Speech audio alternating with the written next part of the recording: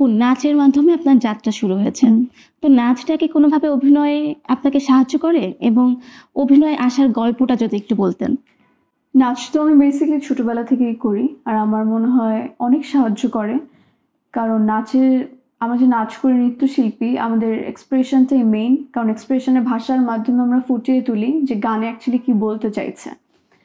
তো অভিনয় তো অনেকটাই সহযোগিতা করেছে আমাকে। আর অভিনয় আসলে অনেকটা টাফ। অনেকে বলে যে সহজ বা চাইলেই 1-2 দিনে পারা যায়, ব্যাপারটা আমার কাছে একদমই ওরকম মনে হয় না। অনেক কিছু শিখে পড়ে জেনে আসাটাই উচিত। আপু কাজল রেখা চরিত্রটা ছিল খুবই ঐতিহাসিক একটা চরিত্র, তো এই সিনেমাটা করতে যে কখনো কোনো মানে সমস্যার সম্মুখীন হয়েছেন, বা কোনো জিনিস কি কঠিন লেগেছে এই চরিত্রটা করতে যে? কোনো জিনিস না, আসলে পুরোটুকুই কঠিন লেগেছে আমার। কাজল রেখা।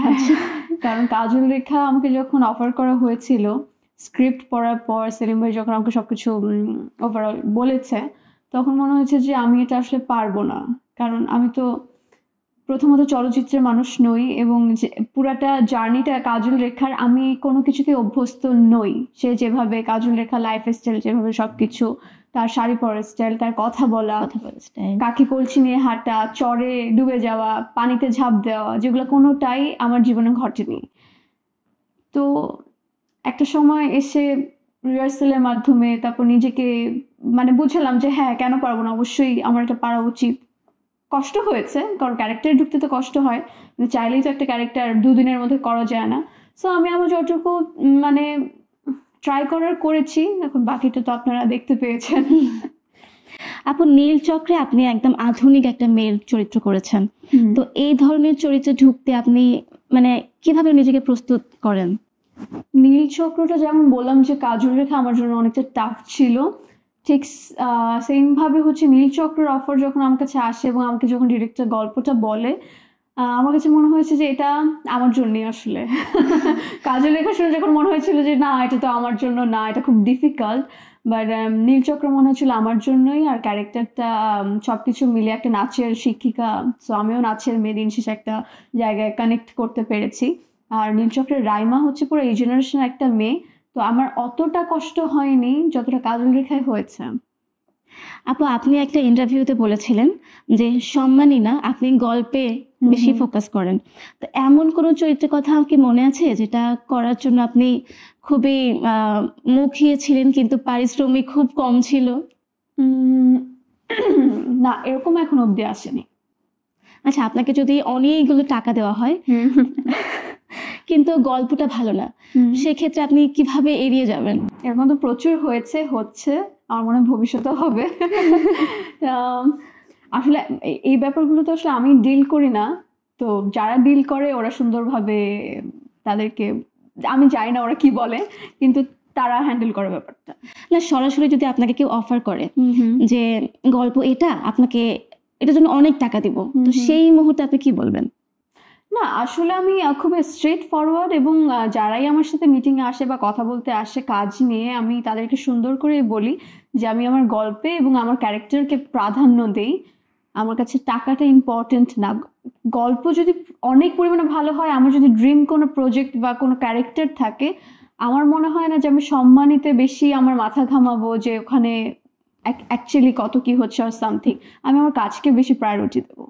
আচ্ছা, আরেফিন শিবু ভাইয়াকে আপনি ক্রাশ বলেছেন, এবং কোনো একটা ইন্টারভিউতে আপনি বলেছিলেন যে আমরা এক হলেও হতে পারি, এই বিষয়টা কি একটু আমাদেরকে ব্যাখ্যা করবেন?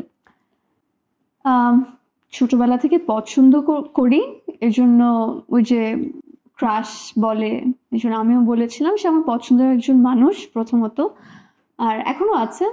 আর এক হব, এটা শুধু একটা লাইন শুনলেই হবে না, পুরোটুকু শুনতে হবে। হ্যাঁ, তো পুরোটুকু আমি বলেছিলাম যে দর্শকরা চাচ্ছে অনেক কিছু, তো আমি বলেছিলাম যে দর্শকের আবদার তো এভাবে মেটানো সম্ভব নয়, কিন্তু যেহেতু দর্শকরা এত ভালোবাসা দিচ্ছে, তাদের কথা তো আমাদের শুনতে হবে। এজন্য আমরা সিনেমার পর্দায় এক হওয়ার কথা বলেছি। সিনেমাতে আমাদের বারংবার দেখতে পারবে যদি দর্শকরা চায়, এটাই। আচ্ছা আপু, সোশ্যাল মিডিয়ায় এখন আরেকটা ভিডিও খুব ভাইরাল হয়েছে, তাহসান কেন বিয়ে করলো, ওর তো বিয়ে করার দরকার ছিল না। এই কমেন্টটা করার সময় কি আপনার মাথায় ছিল যে এই ডায়লগটা এত বেশি ভাইরাল হবে? না, মানে হয় কি, আমার মনে যেটা আসে আমি সেটা বলে দিই, অত চিন্তা ভাবনা করি না। মানে সে তো আমার একজন বন্ধু ছিলেন, আর এটা আমি দুষ্টুমি করে বলতেই পারি। এটা বর্তমানে কি নিয়ে ব্যস্ততা যাচ্ছে? বর্তমানে আমার সিনেমা নিয়ে ব্যস্ততা আছে, ওটিটিরও অফার পাচ্ছে ভালো ভালো, কিন্তু আমি হয়তো অনেক ডিরেক্টর একটু কষ্ট পাবে বা অভিমান করতে পারে আমার উপর যে কাজ মানে ওটিটির জন্য বলছি কেন করছে না, কিন্তু আমি জাস্ট দুটো ফিল্ম করেছি, তো আমি আসলে সিনেমা নিয়েই থাকতে চাই যতটুকু সম্ভব আমাকে দিয়ে। সিনেমার প্রচুর কাজ আমার হাতে আছে, এবং এবছর হোক, আমি আসলে রিলিজটা কবে এটা তো ডিরেক্টর প্রডিউসারের হাতে থাকে, সো আমি জানি না এবছর আসতে পারে, পরের বছর তো মাস্ট আসবে। কাজ কি শুরু So, হয়ে গিয়েছে? শুরু হয়েও অনেকটা কাজ শেষের পথে, আবার কিছু কাজ নতুন যেগুলো শুরু হবে, সো সামনে দর্শকরা দেখতে পারবে। আচ্ছা, এমন কোনো চরিত্র আছে যে চরিত্রে আপনি কাজ করতে চান? সব চরিত্রে আমার কাছে মনে হয় যে দিন শেষে দর্শকরা আমাকে ভার্সেটাইল অ্যাক্টর হিসেবে দেখুক, আমি এটাই আসলে চাই। আচ্ছা, আপনি তো নাচের মেয়ে, তো আপনার কি কোরিওগ্রাফির কোনো প্ল্যান আছে? মানে সিনেমায় আপনি নিজেই কোরিওগ্রাফি করতে চান? কোরিওগ্রাফি তো অবশ্যই আমার জীবনে প্রচুর করেছি, আর এটাও একটা মজার কাহিনী আছে। ছোটবেলায় আমি যখন প্রথম জাতীয় পুরস্কার পাই, আমি আমার নিজের কোরিওগ্রাফিতে পেয়েছিলাম। বাহ, সো আর এখন যে প্রশ্নটা করা হলো যে নিজের সিনেমায় বা এটা আমার মনে হয় না পসিবল হবে বলে, কারণ আমি জানি না আসলে এইভাবে নিয়ে আমি কখনো ভাবিনি, কিন্তু ডিরেক্টর যদি মানে অনেকে তো জানে যে আমি নাচের মেয়ে, তো আমার সিনেমায় তারা যদি চায় আমার থেকে হেল্প নিতে, সেটা আমার কাছে ভালোই লাগবে। আমি হেল্প করতে কেন, অবশ্যই পছন্দ করব, কেন করব না। আপু, অনেকের মুখে শুনেছি যে মন্দিরা কি আমাদের বাংলাদেশি নায়িকা? আপনার স্টাইলটা খুব ইউনিক, তো আপনি নিজের লুকটা কিভাবে বেছে নেন? আমি না আসলে এত কিছু মাথায় রেখে ফ্যাশন করি না। হ্যাঁ, বেসিকলি একদম সত্যি কথা। সবাই মনে করে যে অনেক কিছু হয়তো চিন্তা ভাবনা করে একটা মানে লুক ক্রিয়েট করেছো আর সামথিং, কিন্তু আমাকে যদি কেউ পার্সোনালি যারা আমাকে চেনে দেখে, মানে আমার কোনো প্রিপারেশনও থাকে না। এমন হয়েছে যে কোনো ইভেন্টস বা কোনো অ্যাওয়ার্ড প্রোগ্রাম আর সামথিং, যে হুট করে মাথায় আসছে যে ও পরশুদিন তো ওটা এখন চট জলদি কি করতে হবে, আমি ওইভাবে করে ফেলি, কিন্তু ওটা এত সুন্দর হয়ে যায়, মানে দর্শকরা খুব ভালো বলে, প্রশংসা করে, কিন্তু ওভাবে প্রিপেয়ার্ড থাকি না আমি কখনোই। কিন্তু আমার কাছে মনে হয় দিন শেষে আমি একজন আর্টিস্ট, আমাকে একটা তকমা দেওয়া হয়েছে চলচ্চিত্র নায়িকা দর্শকেরা। সো আমার মনে হয় যে যেহেতু একটা পর্যায়ে এসেছি, আমার অলওয়েজ পরিপাটি হয়ে থাকাটা প্রয়োজন, কারণ যে পজিশনে আমি আছি দর্শকরা আমাকে দেখে যে কিছু একটা শিখবে, সেটা ফ্যাশনের দিক থেকে হোক, যেভাবেই হোক। তো আমি চাই কেউ আমার থেকে কিছু জানুক, কিছু শিখুক, তো আমি আমার ফ্যাশনটাকে ওভাবেই স্ট্যান্ডার্ড মেনটেন করে চলি। কখনো কি ভেবেছিলেন যে মন্দিরা চক্রবর্তীর নামের আগে নায়িকা বা অভিনেত্রী এটা একটা বসবে? না, কখনো ভাবেননি? আচ্ছা, আমরা এখন একটু র্যাপিড ফায়ারে চলে যেতে চাই। ওকে। কোনো সময় নেওয়া যাবে না, প্রশ্ন শোনার সাথে সাথে যে এটা মাথায় আসবে ঠিক সেই উত্তরটাই দিবেন। I am trying. অভিনয় না আসলে কি হতেন? নৃত্যশিল্পী তো ছিলাম, আই থিঙ্ক ব্যারিস্টার হতাম। ওকে, প্রথম পারিশ্রমিক কত ছিল? 25,000 টাকা। প্রিয় নৃত্যশিল্পী কে? সাদিয়া ইসলাম মোর আপন।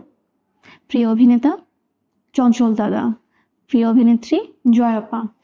প্রিয় গান কি? অনেক, কোনটা ছেড়ে কোনটা বলবো। মানে depend on mood. Exactly. Okay, Argentina না ব্রাজিল? আর্জেন্টিনা।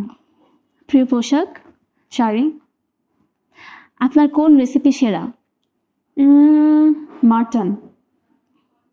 এমন একটা চরিত্র যেটা ফিরিয়ে দিয়েছেন কিন্তু কোনো আফসোস নেই? অনেক চরিত্র ফিরিয়ে দিয়েছে, কোনো আফসোস নেই আমার। আপনার এমন একটা ট্যালেন্ট যেটা কেউ জানে না? এমন একটা ট্যালেন্ট কেউ জানে না? আমি কবিতা লিখতাম এক সময়, আর পেইন্টিংও করি, তো এটা তেমন একটা কেউ জানে না। বিদেশি কোনো অভিনেতা বা অভিনেত্রীর সঙ্গে কাজ করতে চান? অনেকে আছে, একজনের নামে বলা আসলে খুব কঠিন হয়ে যাবে। আচ্ছা, লাস্ট, নিজের 12 বছরের বয়সী ভার্সনকে একটা উপদেশ দিবেন। মানে আমি যখন 12 বছর ছিলেন, আমার নিজে কোনো উপদেশ দেওয়ার নেই, আমার জীবনে কোনো মিস্টেক নেই, কি উপদেশ দেবো। Okay, thank you. Thank you.